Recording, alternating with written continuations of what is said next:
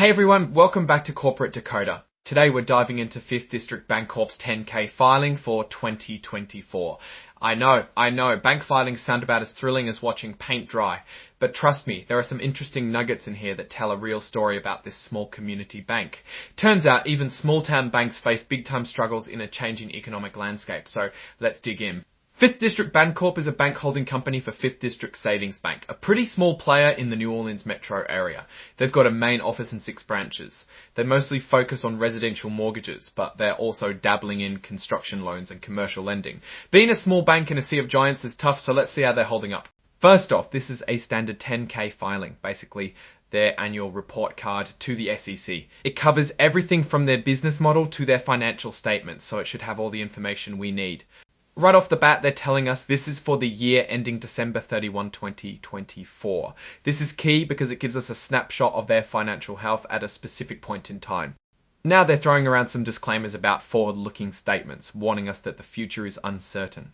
It's just the lawyers doing their job, so we should keep in mind that it's a pretty standard legal language. Alright, time to talk numbers. At the end of 2024, their total assets were about $527.3 million the previous year, 2023.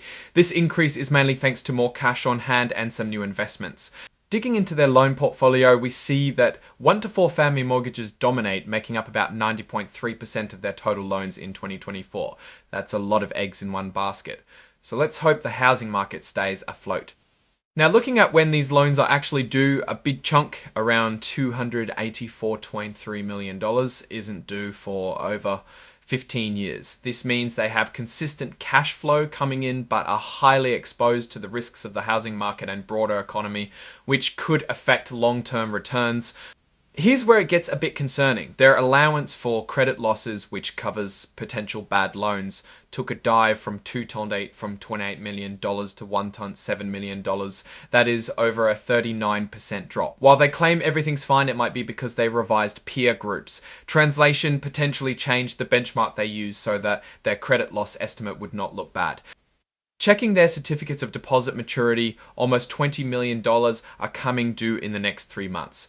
Banks don't want their customers to suddenly withdraw these deposits because it could cause a liquidity crisis. They will likely have to offer attractive terms for customers to stay in their bank.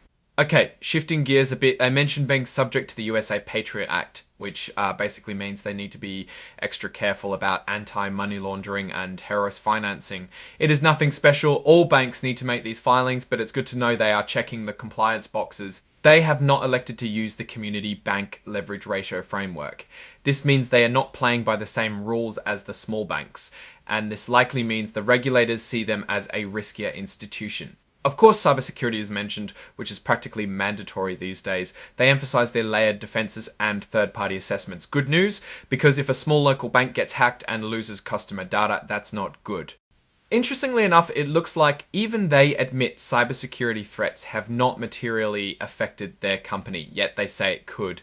They own all their branches, which is good. They probably make a good profit from these properties, as leases can be very expensive. They note that those buying the shares can resell without registration and affiliate sales are restricted. This language is intended to comply with securities law. They have a code of ethics, so at least they're trying to do the right thing. Switching gears, let's see what they are paying their top execs and look at the summary compensation table. We have the usual suspects here. Brian North leading the pack at $542 and $420, followed by Amy Lyons and Melissa Burns. Let's see what the compensation is made of by scrolling down to those important numbers. Mostly we have car allowances, insurance premiums, a nice retirement contribution so they can buy the next yacht. Nothing too scandalous. One important topic to address here is the lack of non-interest income. With only $11,000, this bank is highly at risk if the Fed cuts interest rates and profits from loans are cut, which is highly worrying. Looking ahead, the bank does have access to a fairly good amount of credit available through the Federal Home Loan Bank to cover themselves. Okay, that was a lot to cover. Let's zoom out. So what's the story here? 5th District is a small community bank. navigating some serious headwinds. Their reliance on mortgages makes them vulnerable to housing market fluctuations. They probably need to reduce the amount of mortgages as a percentage of their portfolio. The drop in allocated credit loss, which sounds suspect and non-existent non-interest income, could present problems if things get rough. On the positive, it could be worse. The trough evolves if things get rough. The positive, it could be worse offer. Overall, I would be wary of this company in its current state. Thanks for watching. If you found this decoder useful, be sure to hit that like button, leave a comment, and subscribe for more deep dives into the world of corporate filings.